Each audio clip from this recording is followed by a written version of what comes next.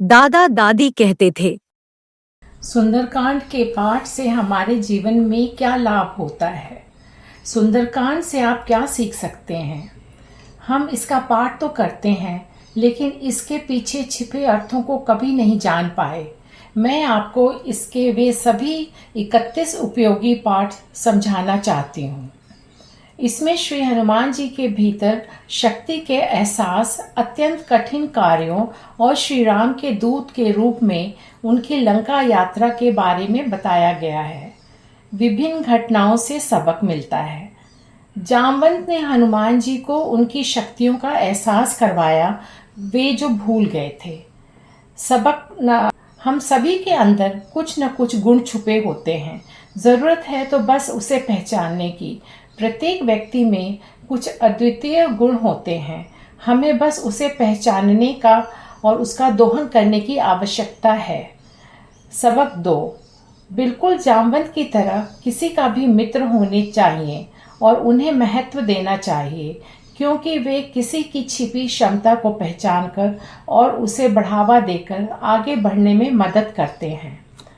मैनाक पर्वत श्री हनुमान जी को लंका यात्रा के दौरान विश्राम करने में सहायता प्रदान करता है। हनुमान जी ने विनम्रता पूर्वक मदद अस्वीकार कर दी।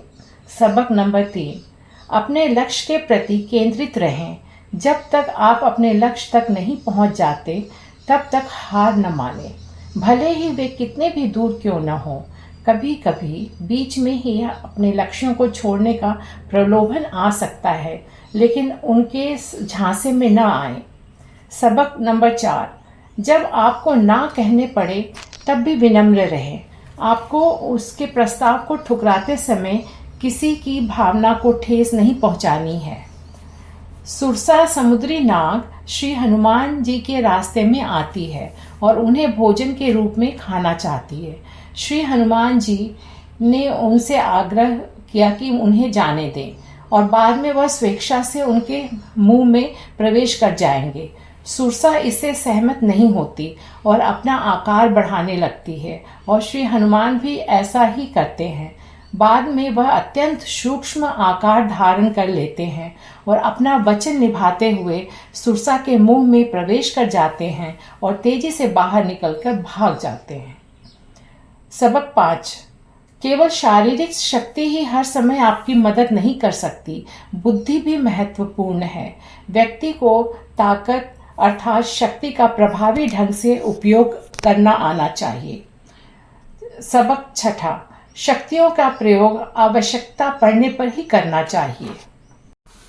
सबक नंबर 7, अपने शब्दों का सम्मान करें और उसके प्रति सच्चे रहें। लंका पहुंचकर श्री हनुमान एक पर्वत पर रुकते हैं। वह उस शहर को ध्यान से देखते हैं जहां वह कभी नहीं गए और उसका विश्लेषण करते हैं। वह रात में बहुत छोटा रूप धारण करके शहर में प्रवेश करने का निर्णय लेते हैं। 8वां सबक, हमेशा अपनी समस्या को समझें या उसका अवलोकन करें। सबक नंबर 9, विवरण देखें और फिर एक योजना बनाएं। लंकिनी ने श्री हनुमान को छोटे रूप में भी देख लिया और उन्हें शहर में जाने से रोक दिया। वह उसे मुक्कों से मारते हैं और फिर शहर में पहुंच जाते हैं। सबक 10, आपके कार्य इस पर आधारित होने चाहिए कि स्थिति के लिए क्या आवश्यक है। सबक नंबर 11, आवश्यकता अनुसार करें। सबक 12, कभी भी अपनी शक्ति का दुरुपयोग न करें। लंका शहर में श्री हनुमान ने एक महल और एक छोटे से मंदिर में तुलसी के पौधे, पवित्र पौधे को श्री राम के धनुष और तीर के निशान के साथ देखा। इस प्रकार वह विभीषण के घर पहुंचते हैं, जो बाद में श्री हनुमान की मदद करते हैं। सबक नंबर 13, छोटी छोटी बातों पर भी ध्यान दें। सबक नंबर 14, तार्किक ढंग से सोचें। विभीषण बताते हैं कि वह राक्षसों के बीच में रहते हुए भी भगवान श्री राम से प्रेम करते हैं और उनका अनुसरण करते हैं।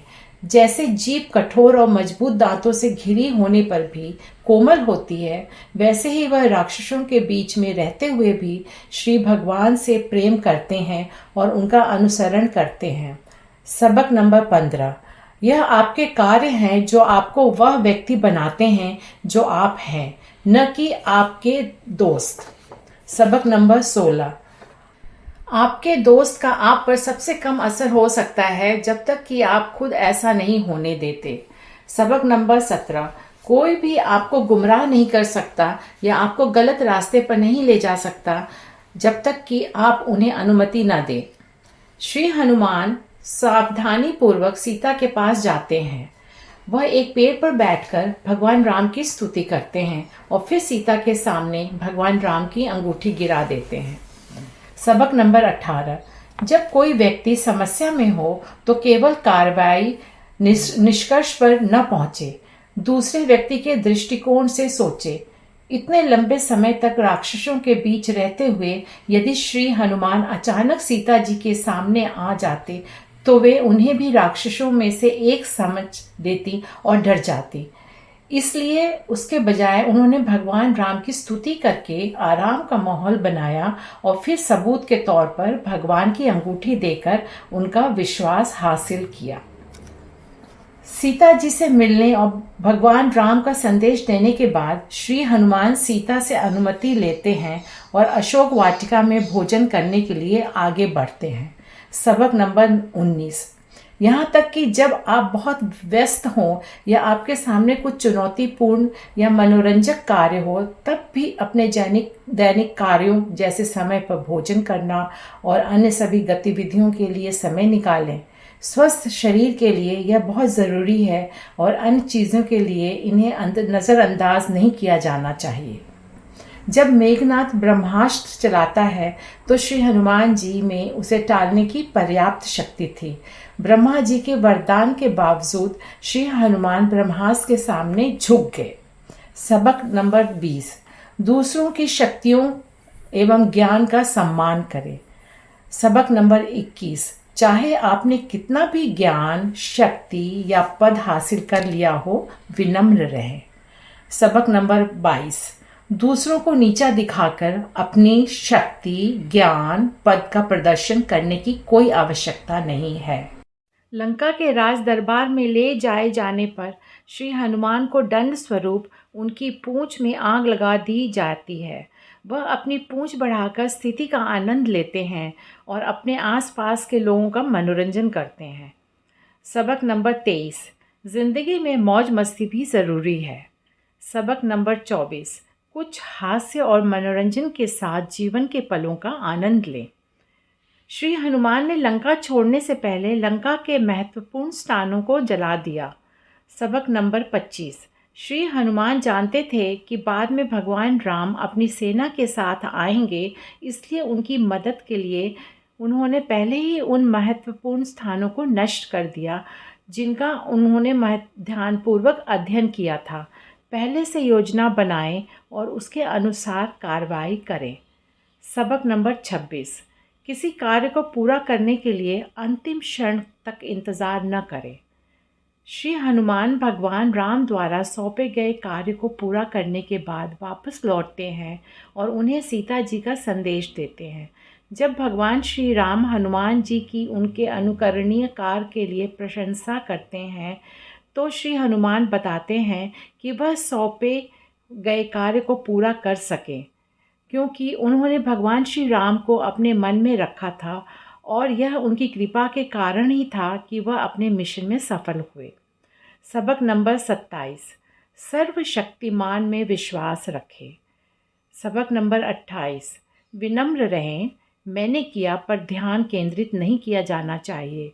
यदि आप किसी अच्छे में अच्छे हैं तो लोगों को इसका एहसास होगा। सबक नंबर 19, जब आप दूसरों का भला करते हैं तो उन्हें याद न दिलाते रहें कि मैंने यह आपके लिए किया, क्योंकि इससे उम्मीदें बढ़ती हैं जो दुख का कारण बन सकती हैं। सबक नंबर 30, किसी व्यक्ति की अच्छाइयाँ एवं गुण कभी छिप नहीं सकते, अंततः उसका एहसास हो ही जाता है। इसके मार्केटिंग की ज़रूरत नहीं है। श्री हनुमान का संदेश पाकर वानर सेना समुद्र के दूसरी ओर एकत्र होने लगती है। यह समाचार पाकर रावण दरबार में एक बैठक करते हैं और अपने दरबारियों से कदम उठाने के लिए सुझाव मांगते हैं। वे इस जानकारी को हंसी में उड़ा देते हैं और रावण की प्रशंसा करते रहते हैं और उनके अहंकार को संतुष्ट करते रहते हैं। सबक नंबर 31। अपने आसपास के लोगों की सलाह के प्रति हमेशा सतर्क रहें। चापलूसी आपको विकास के मार्ग पर नहीं ले जाएगी। विशेष रूप से 3 लोग, डॉक्टर, शिक्षक और सलाहकार, सचिव, यदि वे आपको सच्ची जानकारी या प्रतिक्रिया नहीं देते हैं और केवल प्रशंसा से आपको प्रसन्न करने का प्रयास करते हैं तो आपका पतन निश्चित है। अपने आप को हमेशा ऐसे लोगों से घेरें जो आपको सच्ची प्रतिक्रिया दे। प्रशंसा कानों को खुश कर सकती है, लेकिन यह निश्चित रूप से आपके विकास में मदद नहीं करेगी। कहा जाता है कि हर शनिवार सुंदरकांड का पाठ करना कई प्रकार से फलदायी होता है। सुंदरकांड से न सिर्फ आप सबक सीख सकते हैं, बल्कि इससे आपको शांति भी मिलती है। सब सुख लहे तुम्हारी सरना, तुम रक्षक काहू को डरना। तुम्हारे भजन राम को पावे, जन्म जन्म के दुख बिसरावे। पवन तने संकट हरन, मंगल मूर्ति रूप। राम लखन सीता सहित, हृदय बसहु सुरभूप। अगर आपको यह जानकारी पसंद आई हो तो आप यह जानकारी अन्य सभी लोगों तक पहुंचाइए। इस चैनल को लाइक, सब्सक्राइब और शेयर करना न भूलें। मिलेंगे हर बुधवार।